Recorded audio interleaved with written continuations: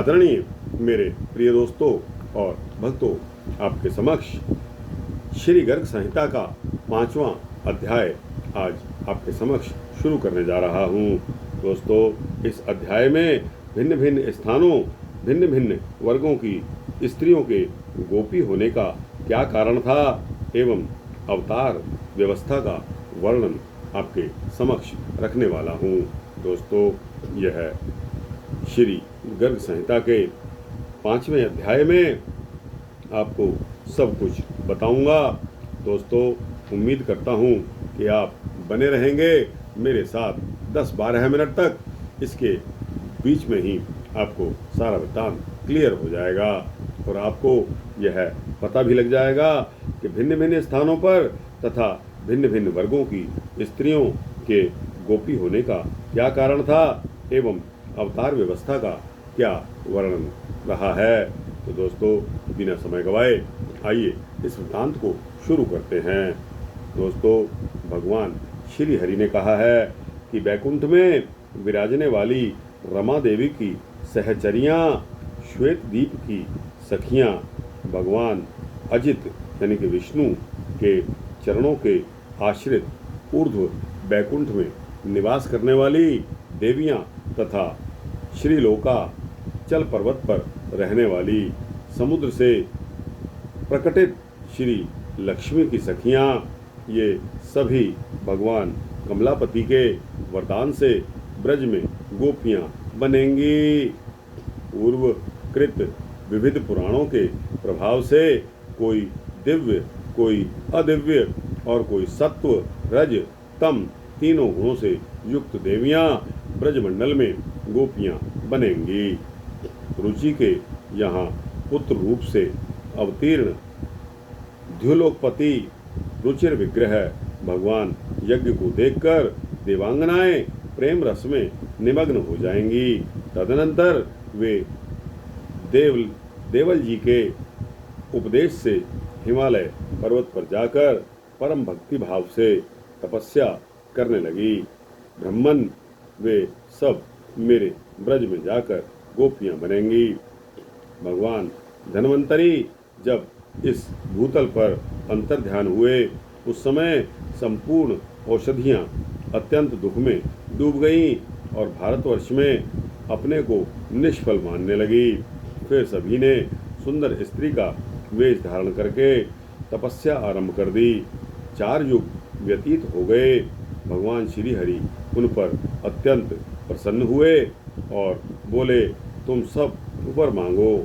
ऐसा सुनकर स्त्रियों ने उस महान वन में जब आंखें खोली, तब उन श्री हरि का दर्शन करके वे सब की सब मोहित हो गईं और क्या बोली, आप हमारे पति तुल्य आराध्य देव होने की कृपा करें।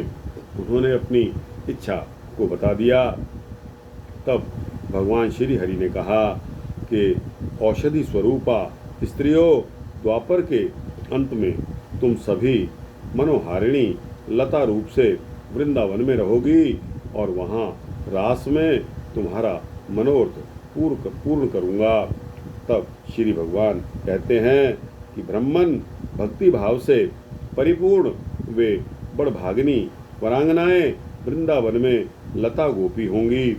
इसी प्रकार जालंधर नगर की जो स्त्रियां वृंदापति भगवान श्री हरि का दर्शन करके मन ही मन संकल्प करने लगी, ये साक्षात श्री हरि हम सबके स्वामी हों। उस समय उनके लिए आकाशवाणी हुई, तुम सभी शीघ्र ही रमापति की आराधना करो। रमापति मतलब भगवान शिव की आराधना करो। फिर वृंदा की भांति तुम भी वृंदावन में भगवान की प्रिय गोपी बन जाओगी। मत्स्य अवतार के समय मत्स्य विग्रह श्री हरि को देखकर समुद्र की कन्याएं मुग्ध हो गई थी।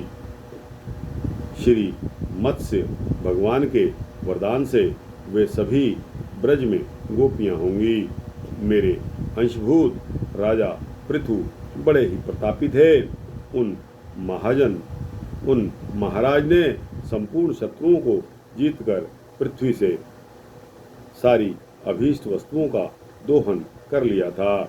उस समय बहिष्मती नगरी में रहने वाली बहुत सी स्त्रियां उन्हें देखकर मुग्ध हो गईं और प्रेम से विह्वल होकर अत्रि जी के पास जाकर बोली। क्या बोली कि हे महामुने, समस्त राजाओं में श्रेष्ठ महाराजा पृथु बड़े ही पराक्रमी हैं। ये किस प्रकार से हमारे पति बनेंगे, यह बताने की कृपा करें। तब अत्रि जी ने कहा कि तुम सब शीघ्र ही आज इस गऊ को दुहो। यह संपूर्ण पदार्थों को धारण करने वाली धारणामयी धरणी देवी है। तुम्हारे सारे मनोरथों को, चाहे वे समुद्र के समान अगाध भी क्यों ना हो, अपार ही क्यों ना हो एवं दुर्गम ही क्यों ना हो, अवश्य पूर्ण कर देगी। ब्राह्मण तब उन स्त्रियों ने मन को दोहन पात्र बनाकर उस गाय से अपने मनोरथों का दोहन किया। इसी कारण से वे सब की सब वृंदावन में गोपियां बन गई। बहुत सी श्रेष्ठ अप्सराएं, जिनका रूप अत्यंत मनोहर था और जो कामदेव की सेनाएं थी, भगवान नारायण ऋषि को मोहित करने के लिए गंधमादन पर्वत पर चली गईं। परंतु उन्हें देखकर वे भी अपनी सुध बुध को खो बैठे। उनके मन में भगवान को पति बनाने की इच्छा उत्पन्न हो आई। तब सिद्ध तपस्वी नारायण मुनि ने कहा कि तुम ब्रज में गोपियां हो जाओगी और वहीं तुम्हारा मनोरथ पूर्ण होगा। ब्राह्मण सूतल देश की स्त्रियां भगवान वामन को देखकर उन्हें पाने के लिए उत्कृष्ट इच्छा प्रकट करने लगीं। फिर तो उन्होंने तपस्या आरंभ कर दी। अतः वे भी वृंदावन में गोपियां होंगी। जिन नागराज कन्याओं ने शेषावतार भगवान को देखकर उन्हें पति बनाने की इच्छा से उनकी सेवा समाराधना की है, वे सब बलदेव जी के साथ रास विहार करने के लिए ब्रज में उत्पन्न होंगी। कश्यप जी वासुदेव होंगे। परम पूज्य निया आदिति देव की रूप में अवतार लेंगी। प्राण नामक वसु शूरसेन और ध्रुव नामक वसु देवक होंगे। वसु नाम के जो वसु हैं, उनका उद्धव के रूप में प्राकट्य होगा। दयापरायण दक्ष प्रजापति अक्रूर के रूप में अवतार लेंगे। कुबेर हदीक नाम से और जल के स्वामी वरुण कृतवर्मा नाम से प्रसिद्ध होंगे। पुरातन राजा प्राचीन बरहे गद एवं मरुत देवता उग्रसेन बनेंगे। उन उग्रसेन को मैं विधानतः राजा बनाऊंगा और उनकी भली भांति रक्षा करूंगा। भक्त राजा अम्बरीश, युयुधान और भक्त प्रवर प्रहलाद सात्यकी के नाम से प्रकट होंगे। क्षीर सागर शंतनु होगा। वसुओं में श्रेष्ठ द्रोण साक्षात भीष्म पितामह के रूप में उत्पन्न होंगे। देवोदास शल के रूप में एवं भग नाम के सूर्य धृतराष्ट्र के रूप में अवतीर्ण होंगे। पूषा नाम से विख्यात देवता पांडु होंगे। सत्पुरुषों में आदर पाने वाले धर्मराज ही राजा युधिष्ठिर के रूप में अवतार लेंगे। वायु देवता महान पराक्रमी भीमसेन के तथा स्वयंभू मनु अर्जुन के वेश में प्रकट होंगे। शतरूपा जी सुभद्रा बनेंगी और सूर्य नारायण कर्ण के रूप में अवतार लेंगे। दोनों अश्विनी कुमार नकुल और सहदेव होंगे। धाता महान बलशाली बाहिक नाम से विख्यात होंगे। अग्नि देवता महान प्रतापी द्रोणाचार्य के रूप में अवतार लेंगे। कलिका अंश दुर्योधन होगा। चंद्रमा अभिमन्यु के रूप में अवतार लेंगे। पृथ्वी पर द्रोण पुत्र अश्वत्थामा साक्षात भगवान शंकर का रूप होगा। इस प्रकार तुम सब देवता मेरी आज्ञा के अनुसार अपने अंशों और स्त्रियों के साथ यदुवंशी, कुरुवंशी तथा अन्याय वंशों के राजाओं के कुल में प्रकट होगे। पूर्व समय में मेरे जितने अवतार हो चुके हैं उनकी रानियां रमा का अंश रही हैं, वे भी मेरी रानियों में 16,000 सखियों में प्रकट होंगी। श्री नारद जी कहते हैं कि राजन, कमलासन ब्रह्मा से यूं कहकर भगवान श्री हरि ने दिव्य रूप धारिणी भगवती योग माया से कहा। क्या कहा? श्री हरि यहाँ बताते हैं कि महामते, तुम देवकी के 7वें गर्भ को खींचकर उसे वसुदेव की पत्नी रोहिणी के गर्भ में स्थापित कर दो। वे देवी कंस के डर से ब्रज में नंद के घर रहती हैं। साथ ही तुम भी ऐसे अलौकिक कार्य करके नंद रानी के गर्भ से प्रकट हो जाना।